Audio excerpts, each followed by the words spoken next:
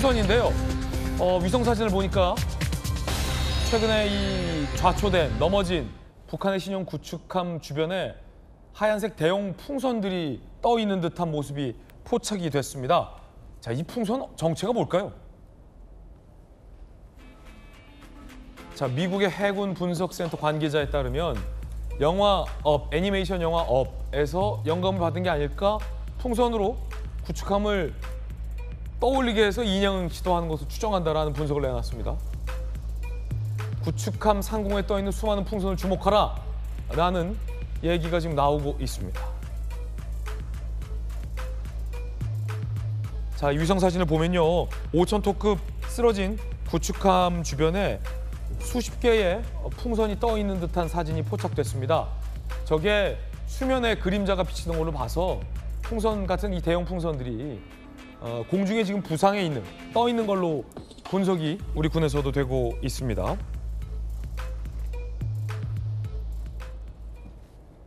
애니메이션 이 영화 업을 보면 이 아이들 위한 이 동화라 상상력으로 만든 작품인데 큰 풍선을 여러 개 달아서 집이 이렇게 뜹니다. 이렇게 참 재미있고 뭐랄까 흥미로운 상상력을 잘 그려낸 애니메이션이에요. 이 심술궂은 주인공이 이 주인공과 함께 소년과 함께 풍선에 떠 있는 집을 통해서 여행을 하면서 이 어렸을 때의 어떤 순수함과 소년성을 되찾는다라는 거 있는데 말 그대로 어떤 그 상상력의 하나가 풍선을 달아서 집을 띄운다는 건데, 자, 이 북한이 풍선을 띄워서 이 구축함을 띄워 올린다? 박수현님은 어떻게 보십니까? 가능하지 않은 얘기 같은데. 글쎄요. 뭐 저는 전혀 내용을 아는 것이 없어서 뭐라고 논평하기 어렵습니다만 그래도 질문하셨으니까 5,000톤급이에요. 아니 혹시 저 영화를 주혜 양이 보지 않았을까? 아, 주혜. 김주혜가 보지 않았나? 보고 아버지에게 영감을 아빠 풍선 달면 돼. 이렇게 되지 않았을까? 하여튼 무슨 얘기고요. 저는 이 사건을 보면서 좀 깜짝 놀란 게 있는데 저런 어떤 수치스러운 모습을 굉장히 숨겨오고 하던 것이 북한의 관례 예전의 모습들이잖아요. 근데 저것을 북한의 언론에 즉시 공개를 하고 김정은이 이것을 정말 용서하지 않겠다라고 하는 강한 그 메시지를 내는 것을 직접 보도하는 것을 보고 깜짝 놀랐어요. 그러면서 북한 내부에 이런 여러 가지 어떤 그 상황의 변화들이 있는 것 아닌가라고 하는 것을 저는 생각을 해봤는데요. 일단 첫 번째로 북한이 러시아와 밀착하면서 그런 어떤 신형 군사 기술들을 이용해서 이때 물 들어올 때 노적을 하고 정말 이때 좀 뭔가 본인들이 하고 싶었던 5,000톤급 구축함이나 이런 것들을 좀 빨리 급하게 진행하면서 뭔가 사고가 나는 것이 아닌가 하는 뭐 그런 어떤 느낌이 하나 있고, 두 번째는 사고가 났을 때 언론에 즉시 공개할 수밖에 없는 북한 내부의 어떤 상황의 변화 뭐 이런 것들이 종합적으로 이 장면들을 통해서 우리 정보당국이 좀 종합적으로 좀 분석하고 읽었으면 하는 그런 생각은 좀 해보았습니다. 네. 위성 사진을 좀 보면 그 주변에 이제 바지선하고 크레인도 배치가 되어 있습니다. 그러니까 이 배를 들어 올리는데 이 크레인을 사용할 것으로 갖다 놓긴 했는데 바지선은 좀 현저히 작고요. 바지선은 아마 풍선 등을 띄우는데 현장 작업을 하기 위해서 바지선 한 두세 대가 들어가 있는 것 같고, 크레인으로 이 5,000톤급을 들어 올리는 것도 만만치가 않거든요.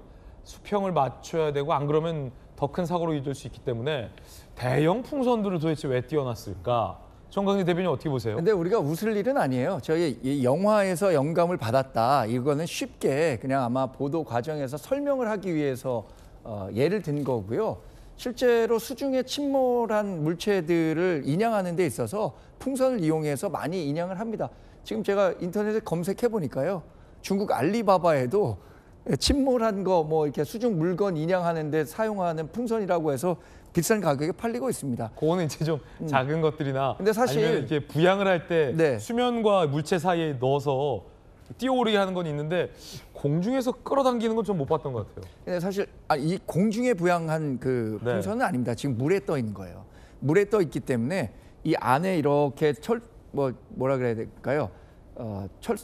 아주 두꺼운 철사 같은 거를 이어서 그러면 이제 그 부력이 생기니까 뜨게 된다는 거고 저것은 뭐 공학적으로는 충분히 가능한 얘기예요. 근데 그 기술이 인양 기술이 지금 북한에 있냐 없냐 이 문제 때문에 아마 뭐 러시아 기술을 도입할 거다, 중국 기술을 도입할 거다 이렇게 얘기는 있지만 뭐 아주 지나치게 희화해서 표현할 내용은 아니라는 겁니다. 네. 제가 취재한 바로는 이게 공중에 지금 떠 있는 걸로 보인다라는 우리 군 관계자의 설명이 있어서 우리 정광재 대변인께서 분석하신 것과 조금 달라서 그 부분은 좀 우리 군의 좀 정밀한 또 추가 입장을 좀 한번 봐야 될 것 같습니다.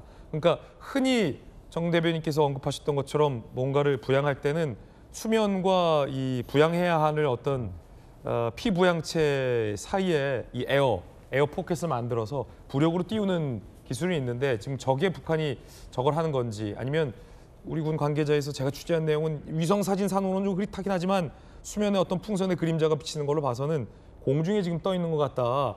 그래서 우리 군 관계자는 거기에 야간 작업을 위한 조명을 단 걸로 추정한다라는 의견도 지금 일단은 내놓았습니다. 함께 보시죠. 처음 보는 방식이다. 가능한지도 의문이다. 더 가라앉지 않게 부력제를 쓴 걸로 보인다. 일종의 떠 있는 상태만 유지하기 위한 보조 장치 아니냐라는 설명도 있고 또 다른 이 정부 당국 관계자는 공중에 떠 있는 조명 풍선에 야간 작업용 조명을 단 걸로 좀 추정된다. 확인이 필요하다라는 의견도 지금 내놓고 있습니다. 아직은 뭐 면밀하게 분석은 되지 않고 있기 때문에 이런 추측들이 좀 나오는 것 같습니다. 양태정 변호사님 어떻게 보십니까? 북한 문제 관련돼서도 오래 활동을 해오셨는데.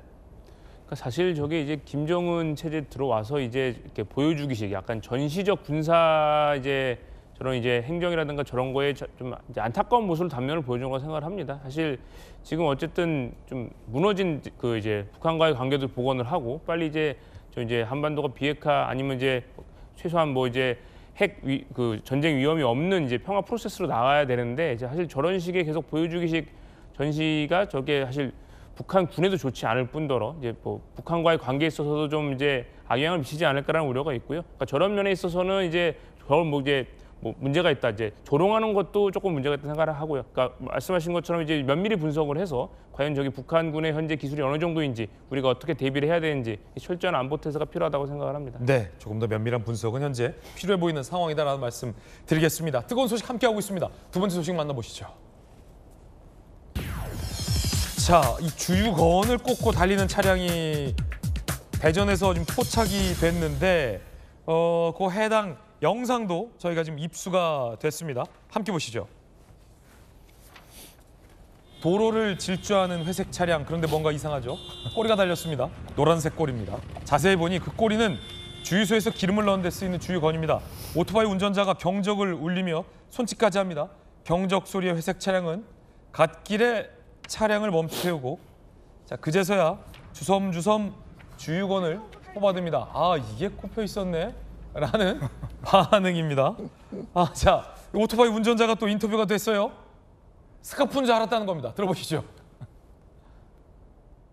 주유관 꽂혀 있는데 이거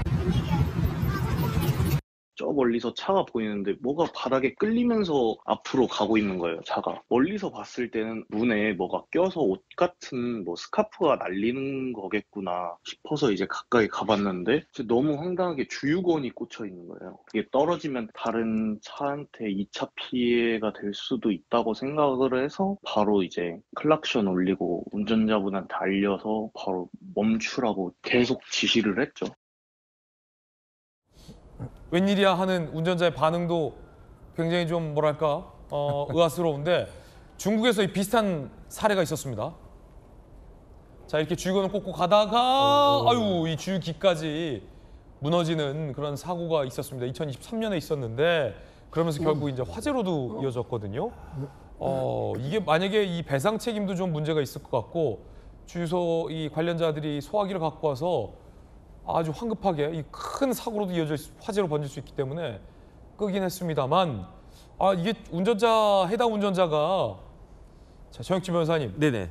사실은 이게 저 주유건이 그렇게 크게 탄력이 없거든요. 그래서 아무리 차량에 깜빡하고 차량에 탔다고 하더라도 출발할 때 뒤에서 뭔가 이렇게 착 걸리는 듯한 아니면 뭔가를 이게 당기는 듯한 아니면 주유건 결착이 팍 파지는 듯한 이게 뭔가 빠지면서 탄력 때문에 뭔가 팡 하는 그런 것도 있을 텐데 전혀 모르셨던 것 같아요. 아니 그렇지가 않아요. 왜 그러냐면 옛날에는 주유소 가서 기름 넣으면 주유소에서 기름을 넣어줬다고. 네네. 그럼 알아서 빼주고 돈 내고 그렇게 가면 됐는데 요즘은 워낙 인건비도 있고 그렇기 셀프가 때문에 많죠. 저도 어제 셀프 주차했거든요. 셀프 주유했거든요. 그런데 주유기 이렇게 딱 꼽고 있으면요. 그게 이렇게 뭐 잡는 게 상당한 그게 됩니다. 그러니까 주유기에서 이게 빠진 거죠. 예. 만약에 이 그 차하고 거기하고 그렇게 잘 안 물려 있으면요. 차가 떠날 때 그냥 주유기 자체가 빠졌을 거 아니겠습니까? 건이 건이 빠지지 그렇죠, 않았겠습니까? 그렇죠. 그런데 그 주유기에서 그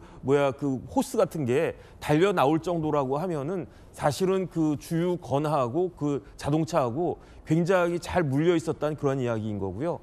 조금 전에 봤던 중국 관련된 그런 사고 같은 게 사실은 충분히 일어날 수 있는 그런 사고였고. 이 지난 3월 인천에서도 비슷한 일이 있었네요, 지금. 맞습니다. 그러니까 저거는 일단은 그 셀프 주유하시는 분들은 뭐 돈보다도 카드 뽑는 것보다도 주유건 뽑는 게 훨씬 더 중요하다. 그걸 아셔야 될 것 같고. 네. 저분은 진짜 그 큰일 나기는 했지, 큰일 날 뻔했고 그 다음에 분명히 저거는 주유기 자체가 파손되지 않았겠습니까? 예. 그거 물어줘야 됩니다. 물어줘야 된다? 그거 물어줘야 되는데 그나마 천만다행이라고 생각할 수밖에 없는 게 조금 전에 본 것처럼 주유기 자체가 넘어지면서 화재가 발생해가지고 주유소 자체에 큰 피해가 발생하면 그것까지 물어줄 뻔했다고요. 그러니까 이런 부분들은 진짜 웃어 넘길 일이 아니고 굉장히 조심해야 된다. 이 시점에서 우리 정혁진 변호사에게 제가 좀 유감을 표하면 네. 우리 저 김진 앵커께서 열정적으로 그냥 몸까지 써가면서 이게 뭔가 당기는 느낌 있지 않겠냐 이렇게 설명을 했지 않습니까? 네. 이런 모습 처음 봤어요. 그런데 정혁진 변호사 즉시 그게 아닙니다. 딱 찬물을 끼얹는 이런 태도는 안 좋습니다. 아니, 그리고 뭔 말씀을 하시나 했어요. 네, 그리고 사실은 정신이 없다면 저럴 수 있죠. 그렇군요. 네, 있는데 그래서 아마 2023년이니까 중국 사고, 그 사고나 어제 이런 사례를 볼 때 혹시 저런 어떤 일이 있는지는 우리가 다 예측할 수는 없잖아요. 그렇기 때문에 안전에 대비해서 또 주유소 굉장히 위험한 곳이잖아요. 그래서 맞아요. 저런 경우가 있을 때 어떻게 하면 좀 차량 운전자든 이 주유기든 더 안전을 확보할 수 있는 장치가 있을까, 그런 시스템이 있을까 하는 거를 좀 한번 잘 연구해 보는 게 좋겠어요. 뭐 쉽게 잘 빠지게 한다든가 아니면 그렇게 빠졌어도 주유기에 어떤 다른 안전장치가 있어서 기름 유출이 막아진다든가 뭐 이런 것들은 좀 우리가 쉽게 좀 장치를 할 수 있지 않겠어요? 그런 것들은 이번 기회를 통해서 우리가 한번 좀 들여다봐야 되겠습니다. 네. 뜨거운 사건 함께하고 있습니다. 세 번째 사건 만나보시죠. 자, 주인공은요, 바로 손흥민 선수입니다. 손흥민 선수가 어제 귀국을 했습니다. 팬들을 향해 금메달까지 보여줬다는데 함께 보시죠. 자, 손흥민 선수가 이렇게 환하게 웃으면서 목에 건 메달을 보여주기도 했습니다. 귀국을 했습니다. 지금 뭐 굉장히 또 천진난만한 모습을 손흥민 선수가 보여주면서 많은 환호하는 팬들에게 손을 흔들었습니다. 자, 손흥민 선수가 유로파리그에서 우승한 금메달을 보여주면서 이렇게 귀국을 한 이유가 있습니다. 바로 국가대표로서 홍명보호에 합류하기 위해서입니다. 다음 달 2일 한국 남자 축구 대표팀에 합류, 이라크 출국 예정입니다. 북중미 월드컵 아시아 지역 3차 예선이 있기 때문입니다. 한국과 이라크 다음 달 6일에 예정돼 있고요. 다음 달 10일에 한국과 쿠웨이트가 또 국내 서울 월드컵 경기장에서 예정이 돼 있기 때문입니다. 홍명보 감독의 얘기 한번 들어보시죠. 손흥민 선수가 이번에 유로파 우승을 해서 뭐 본인 개인의 어떤 성적은 항상 최고였지만 또 팀으로서 이렇게 아주 유럽에서 큰 대회에 우승할 수 있던 건 또 주장의 역할을 맡고 있으면서 굉장히 아주 기쁜 일이라고 생각하고 또 저희들 역시 아주 자랑스러워야 할 일이라고 생각을 하고 있습니다. 손흥민 선수한테 축하의 말을 전하고요. 또 그게 우리 대표팀에 잘 이어졌으면 좋겠다라는 생각을 하고요.